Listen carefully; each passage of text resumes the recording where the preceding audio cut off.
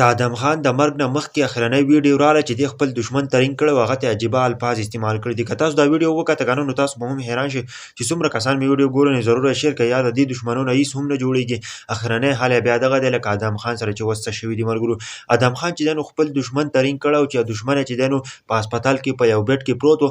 دی ورته ویل کنه که اوس څوک راغواړي نو راغواړه، اوس یې څه څوک میلاویږي نو میلاو به څه شي، چې کله ته ټیک شې کنه نو ګوره زه دې پرېږدمه نو زه درنه ډز باسمه. اوس درنه ډز نه وباسمه ځکه چې ته بیمار یې او په بیمارۍ کې چې زه تاته هېڅ هم نه ویم، او چې کله هم ته ټیک شوې کنه نو زه به ستا نه ډز باسم. یار ډېر د افسوس مقام دی. ادم خان دا خبرې ورسره ما هم شریک کړې وې کنه، هغه چې کومه خبرې کړې دي او ما ته په خپل الفاظو کې وویلې د سیټه به تاسو تصویر ښکاري.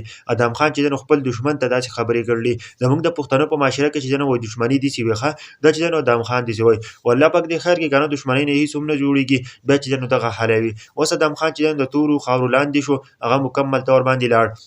وایي چې دی 3 غنټې چې د پولیسو سره مقابله بیا هم کړله. 3 غنټې ښه دوی چې دی نو 3 غنټې بیا هم د پولیسو سره مقابله کړله.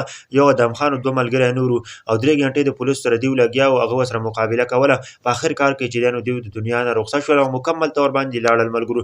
ډېر د افسوس مقام دی. زموږ د پښتنو په معاشره کې په وړوکې خبره باندې جنګ او جګړې کېږي. اوس ادم خان یو خوبصورت نوجوان چې تاسو سوچ وکړئ کنه، د دې څومره تعلقات و هغه مکمل طور باندې ختم شول.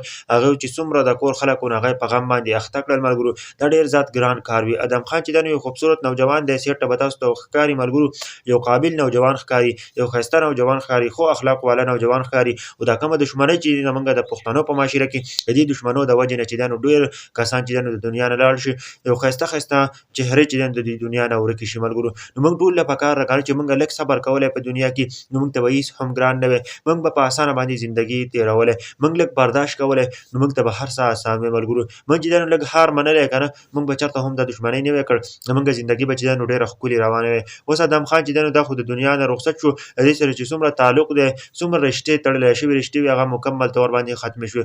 دې چې څومره دوستان و هغه مکمل طور باندې ختم شولو، هېڅ هم پاتې نه شول.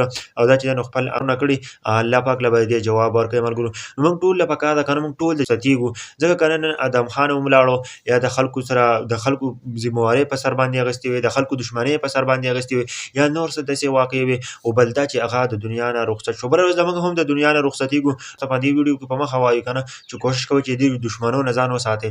یو پیر چې دښمنۍ ته ورولوېدی کنه، دا دښمنۍ پورې نه ختمېږي کنه، دغه بغض کینې چې دی نو چېرته هم نه ختمېږي ملګرو. نو کوشش کوئ چې دښمنو نه ځان وساتئ، د دې غلط څیزونو نه ځان ضرور وساتئ.